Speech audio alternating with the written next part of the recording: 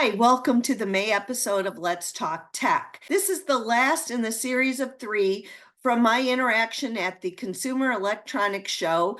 I'm going to interview Vida Roozen from the Smarter Service and talk about the remaining age tech related items. So we'll be right back. The Salvation Army Orange County is proud to be a leader in providing comprehensive care to families, men, women, young adults, seniors, and veterans in Orange County. Our shelters provide food, clothing, counseling, housing navigation, and job training. We also provide care through rent and utility assistance, food pantries, anti-trafficking services, adult rehabilitation, and youth programs. Donate today to help families in need and empower individuals towards self-sufficient life.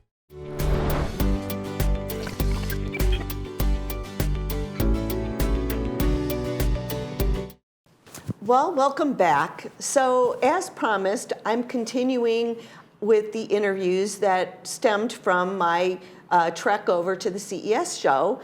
And so with me today is Vida Roozen, who's with the Smarter Service. And we actually met a few years ago online, and we've been talking because we both have the same interest in senior technology and improving our lives with technology. So welcome, Vida. Thank you, Debbie. I'm so excited to be here. Well, I'm glad you could make it today. Yeah, of course, of course. So we had I don't know about you, but I told my audience that I definitely, it was like Disneyland going to CES for someone who loves tech the way I do. Yeah, I know, and it's overwhelming. I mean, there's just so much out there and so much innovation, and interesting to see where it's all headed. Were you able, you were there a little bit longer than I was. Mm-hmm. I went on the spur of the moment. So did you make it outside much of the Age Tech Collaborative? Because I spent most of my time there. Yeah, a little bit. I mean, I come out of that industry, so I met up with a lot of old friends in the main hall and got to see some of the just broad innovation happening, but I spent most of my time in the Age Tech Collaborative as well. So I saw some really incredible things which I brought in, I'm going to be discussing or have actually discussed on the show. Yeah. But I know it was just this much compared to everything else. What do you think was one thing that you saw that just wowed you? Because I'm telling people on the show, like when I talk about something, I'm giving it a wow factor. Got it. How many wows? So what was your most wows? I mean, not in age tech. There was a really interesting phone case that brought back the tactile keyboard, which we hear a lot from people we work with, that they miss the keyboard on their phone. So that was really cool. The wow was for me was the holographics, not because they're applicable right now, but because I think we'll see them show up in so many applications in the future where you can humanize the technology experience without having to have a physical body there, and it's come a long way. So did you get in are you there? I did. Me too. I got in that one that aged me. I got out of it as quick as I could. Oh, I didn't ask them to do the age one, but I did do some dancing. And really enjoyed that, and in fact we showed that. Wow, it is, for me, I was, as an educator, and when they talked about the application for that to teaching and it's phenomenal. And then I did some research on that company, and I found out that they're getting a smaller size that can be in the home. That's right. And I think that it's something for the future. Yeah. It's not going to be.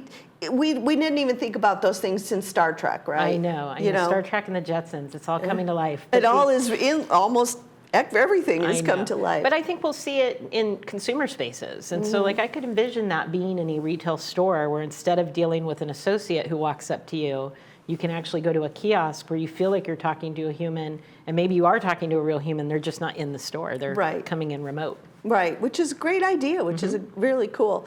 What did you think about, did you see some of those beds that like pump up and turn you over if you're snoring? Or? Yep, I saw it all, and they track how you breathe, and if you get too hot or you get too cold. I mean, the amount of data that can be collected now is just really unbelievable and can help caregivers get in front of issues before maybe even they're happening. Well, I talked about one of the products was with mental health, and it gets the AI that's integrated in that gets to know your tone of your voice and can sense if something's happening and report that to, whoever is monitoring that. But right. even if you don't have somebody monitoring it, it can also do that. We talked to the LEQ, the robot, I talked to LEQ. and that I feel like for emotional support and is good. I mean, we only touched on a few things of what LEQ did, but just to keep it simple for the audience, but it's something, it's an affordable item that you could have in your house, you know.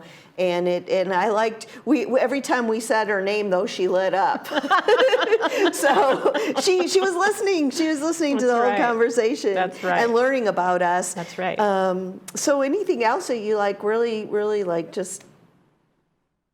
There's so much. Right. And I think that's the blessing and the curse of it, is there's just so much to wade through. There's wonderful advancements for people, who have different vision challenges or hearing challenges. So there's a lot of innovation happening in that space, which is really exciting to me because it's a very real problem for people. And so continuing to imagine how you can do that, but also maintain your dignity and your independence and all of those things, like it's really being incorporated from a fashion sense too, which I was really happy to see, because sometimes it's a barrier for people. Right.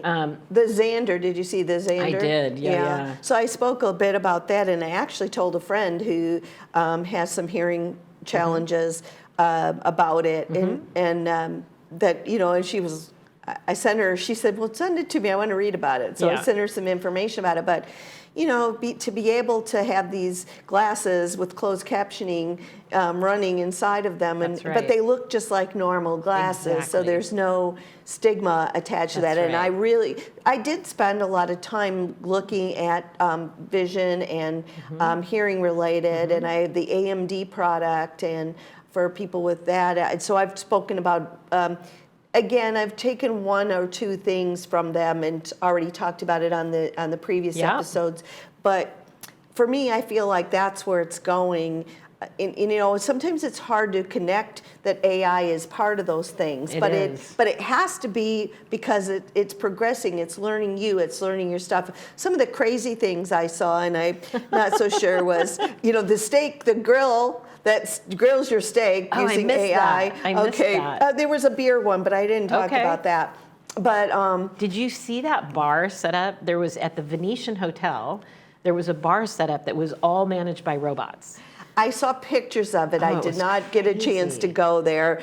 I did go over to one of the main halls, and I went to Google, because I'm into Google. I call myself a Loogle, in love with Google.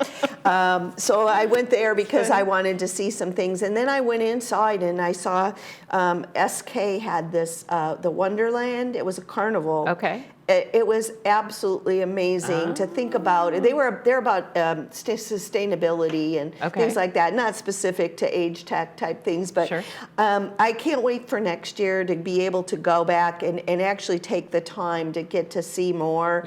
But I feel like the time I spent in the Age Tech Collaborative from AARP was well spent.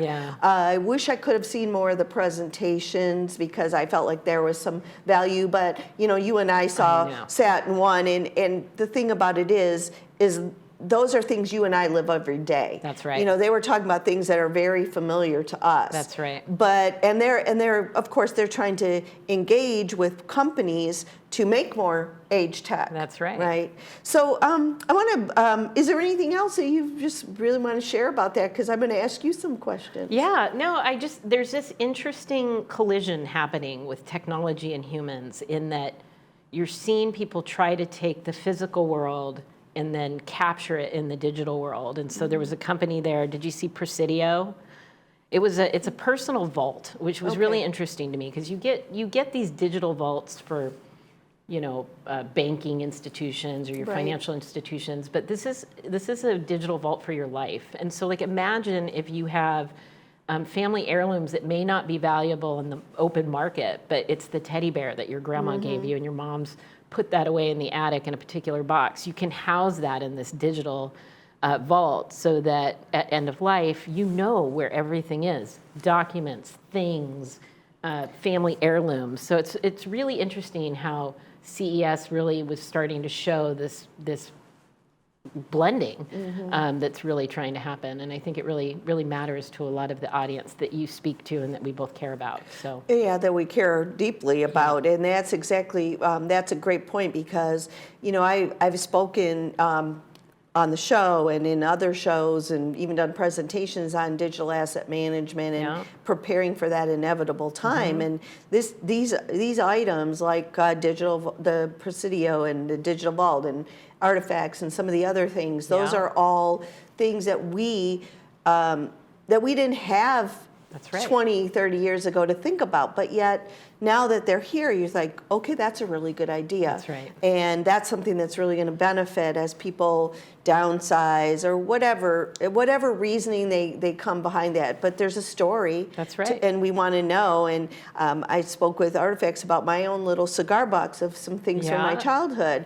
My baby bracelet's in there. Yeah. And so, it's like I somehow that's managed to survive 66 and a half years. No, sorry, yes.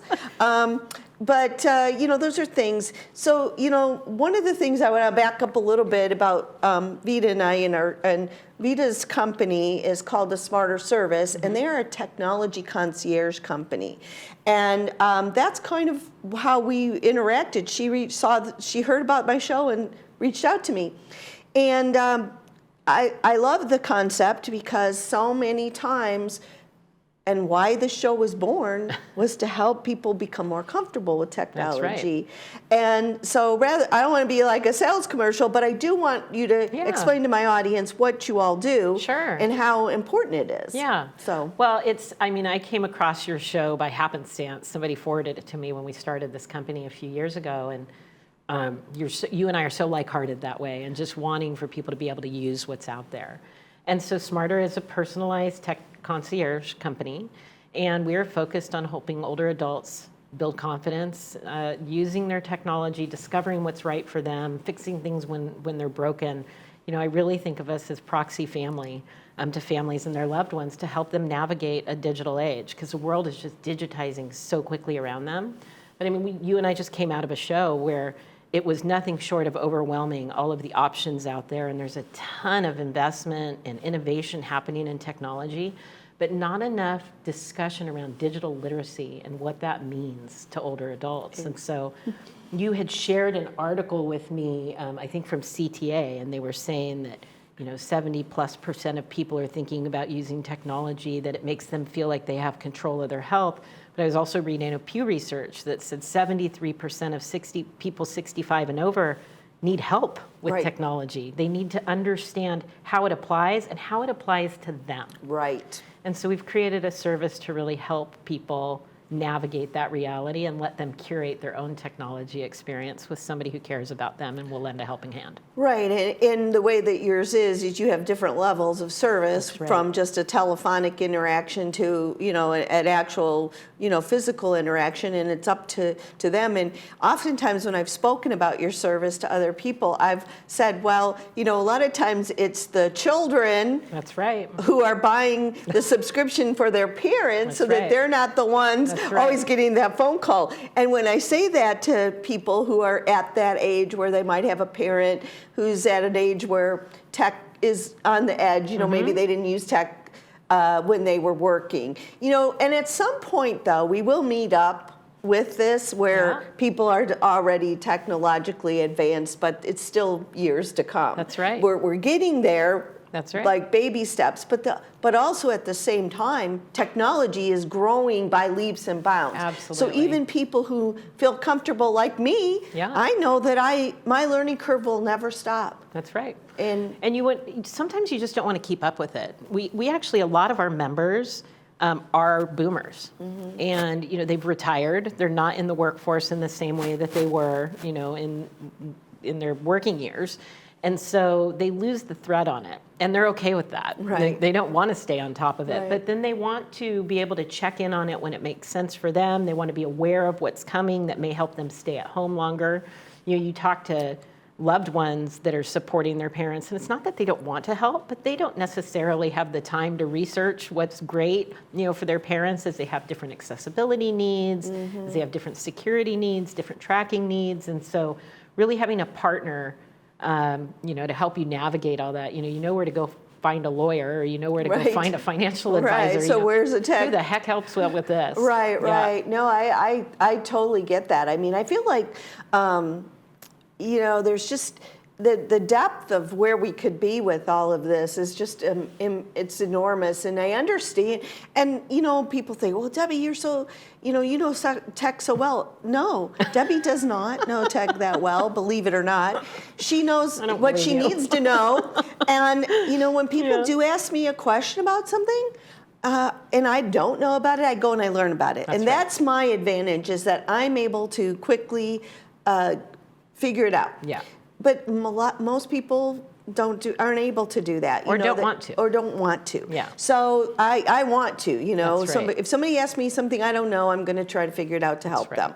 And that's just who I am. I'm an educator. That's right. And so that's I just, okay, well, I can do that. And, even myself right now, I'm doing this content creation beyond this show. Yeah. And I have a huge learning curve with tools, editing tools, video tools. That's been really hard.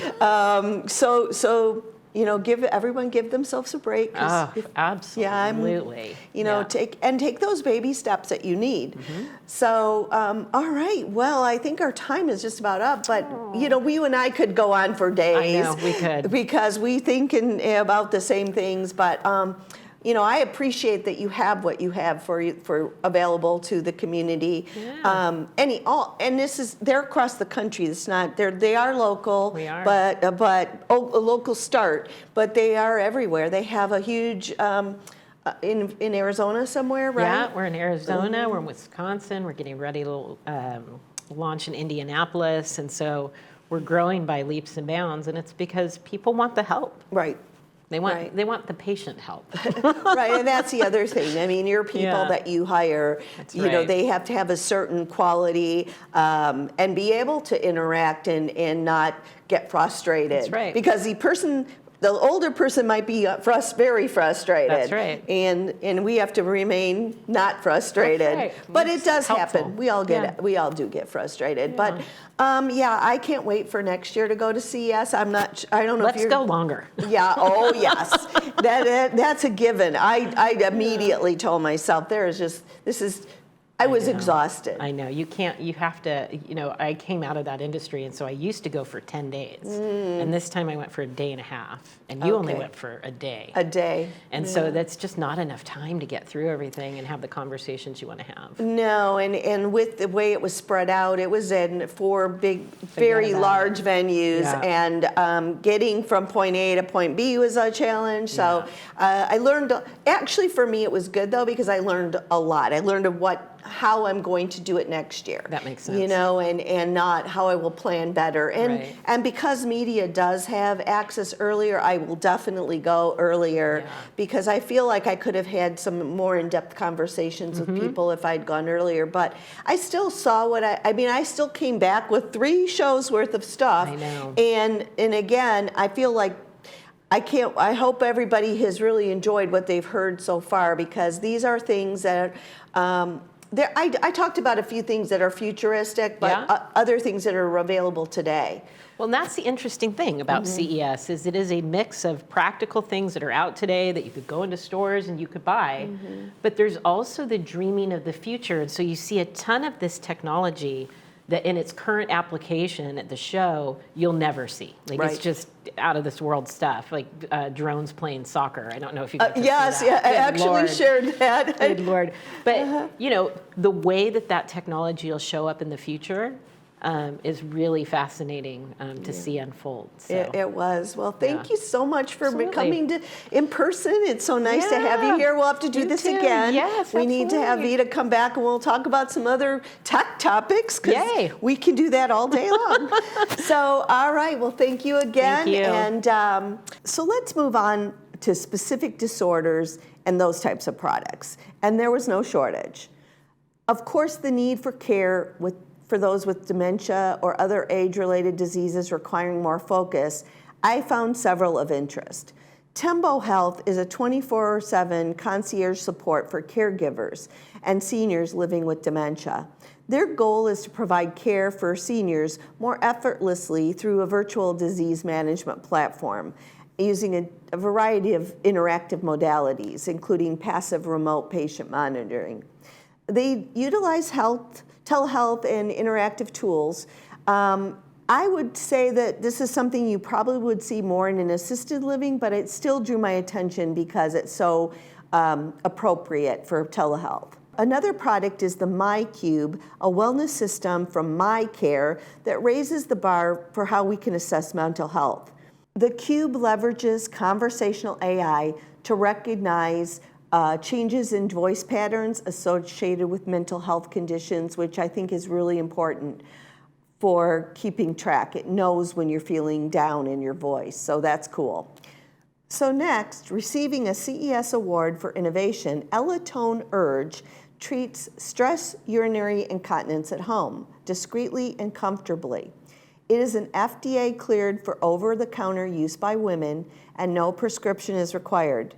Ellatone tones your pelvic floor muscles and is proven to reduce leaks after just 6 weeks. Their website indicates this device is under $400, but with the proper paperwork from your physician, some traditional Medicare plans may just cover it, or you can use an HSA plan, so be sure to check that out if you're interested. The reviews indicate that it works, so I'm giving this many wows for all the women who definitely need this product. Cool, cool, cool beyond belief. Gyro Glove is a hand-stabilizing device designed to assist with individuals living with Parkinson's disease. The wearable technology aims to counteract hand tremors through advanced gyroscopic technology, providing users with enhanced control over their mobility. In a demonstration, I witnessed an improved ability to perform everyday tasks such as buttoning a shirt, moving a cup of coffee, and writing notes when wearing the Gyro Glove. And it was so encouraging for those who are stricken with this awful disease. And then I saw something called Asthma Go, SpiralLink. It's a Bluetooth and mobile app compatible, FDA cleared smart digital barometer designed to measure peak flow, FEV, PEF, and more. It's intended for both managing and monitoring chronic respiratory conditions such as asthma, chronic bronchitis, COPD, cystic fibrosis, pneumonia, and more. However, it can also be used just to simply take daily measurements to better understand your pulmonary functions and your pulmonary health. It retails for under $150, and it was very simple and easy, so it gets a wow. Another CES innovation honoree is Moist Pod for Eyes. It's a smart eye care solution for dry eye. In this new type of device, a contactless sensor measures eye dryness and monitors the surrounding humidity in real time simultaneously. Based on the measurement, the device mist eye drops are sprayed according to your personal requirements. It's not on the market yet, so my wows will have to wait, but it was interesting. Another innovation honoree is the Eclipia, which is a body-worn, non-invasive wearable for continuous glucose monitor. The mechanism uses mid-infrared lasers that simultaneously illuminate the skin. This awakens the glucose molecules in the skin, and that creates a thermal signal as they return to their normal state, which provides the glucose result. This is definitely a wow item as it relates to just the technology that does this.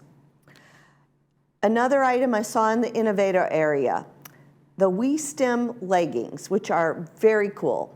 They work by harvesting natural electric energy generated from body movement.